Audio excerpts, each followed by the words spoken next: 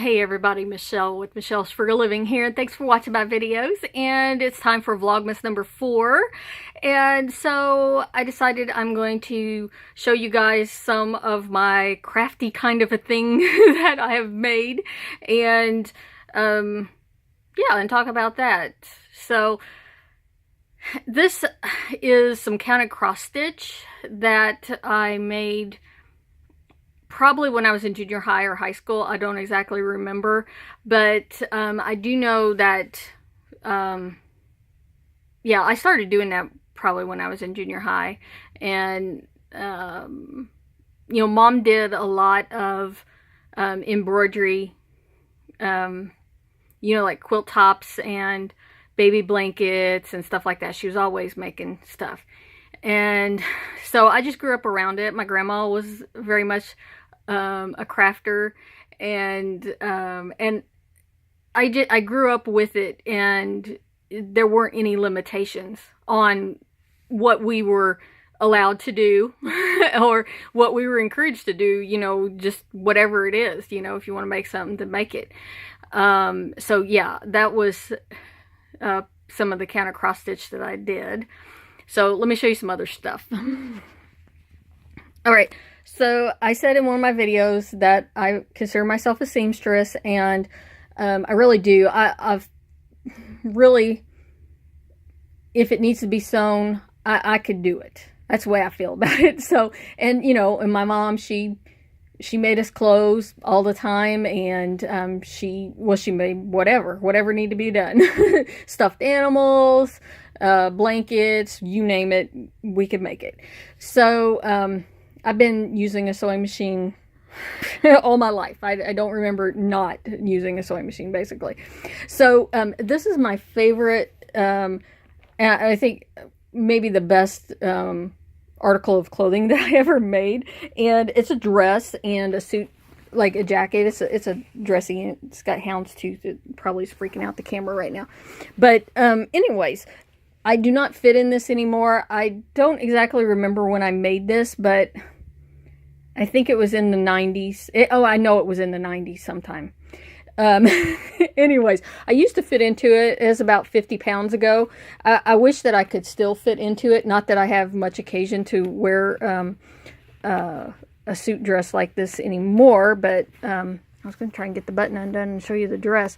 Yeah, and how do you know it was the 90s? It has shoulder pads. Okay. So, yeah, so here's the dress, and I made it to really be form-fitting, and back when I had a figure that I cared to show off. So anyways, that's my favorite. Most of the actual sewing that I do these days is repairing my man's clothes, because he's destroying them with his job all the time and burning holes in his jeans and stuff like that. And so I have to fix his things and sew buttons back on his shirt, because he's popping his buttons off all the time.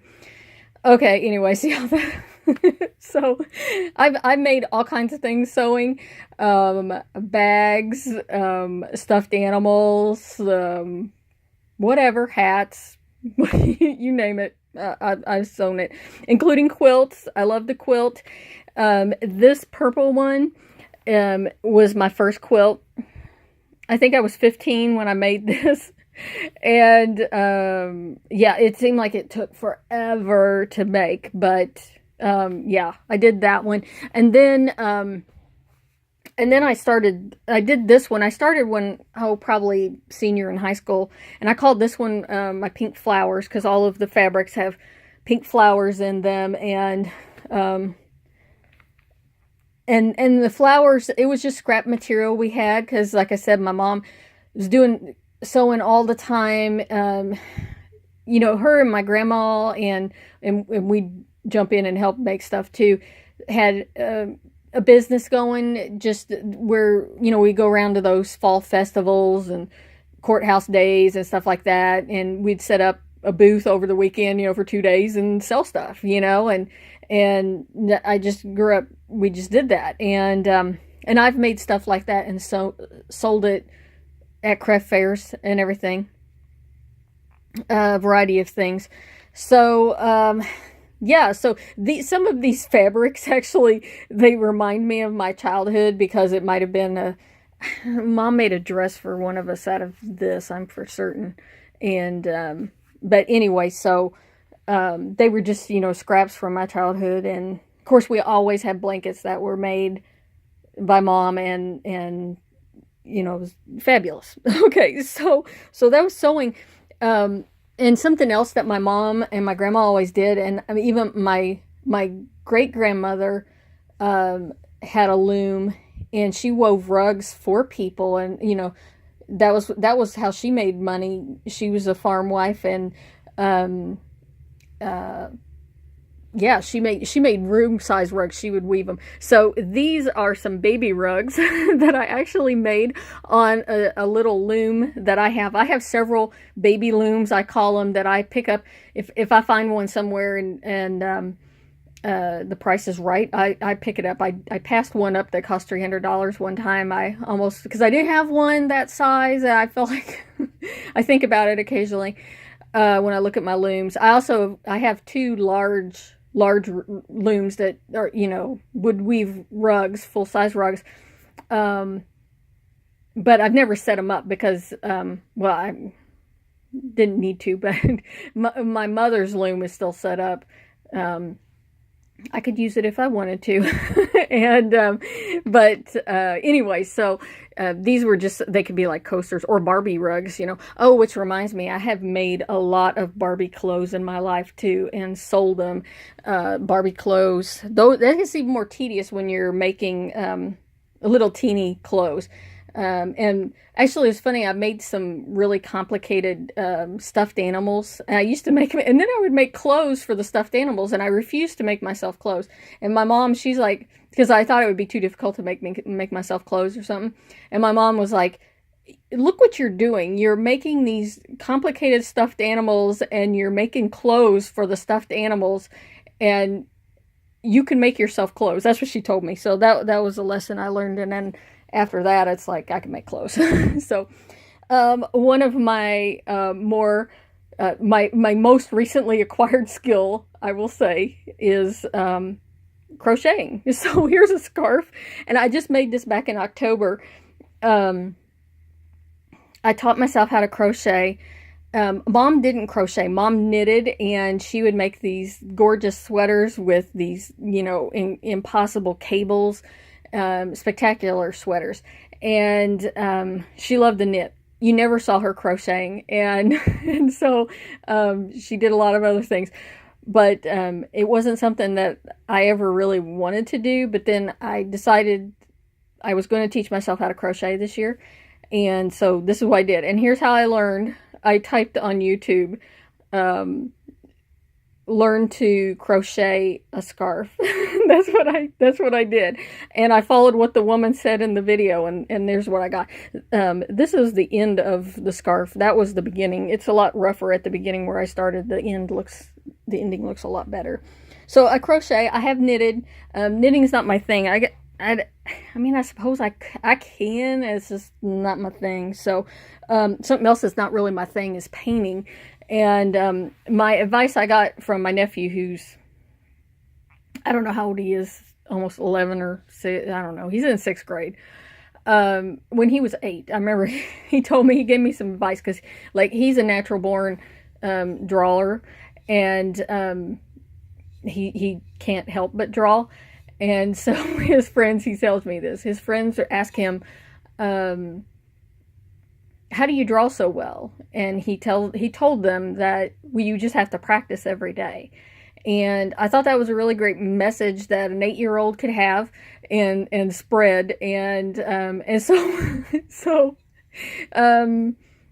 do I practice every day drawing? No, so I can get better. I haven't, but I do practice my couponing, and that's my message to you guys. You can learn to coupon. You can learn to do anything if you want to. Okay, but anyways, painting is not something that I do either. I went to one of these things where this pot was already made, and then they just provided the supplies for you to paint, and so of course it's purple. Have you guys figured out purple's my color? Yeah, and so anyways, but I painted that. It's okay. I was uninspired that day for some reason. I should have painted coupons on it or something. So that's something else I do. And believe it or not, I make paper. Why not? It's been a while since I've made any paper, but I made all of these. So basically this was just different colors of paper that were going to get thrown away. And if you stick them in a, tear them up, stick them in a blender with some water and blend it up. And then you have to, so I decided I was going to make paper, and then I started looking into what you had to have to make paper. And you need to have like some kind of a frame to put the paper pulp in once you've made the pulp in your blender.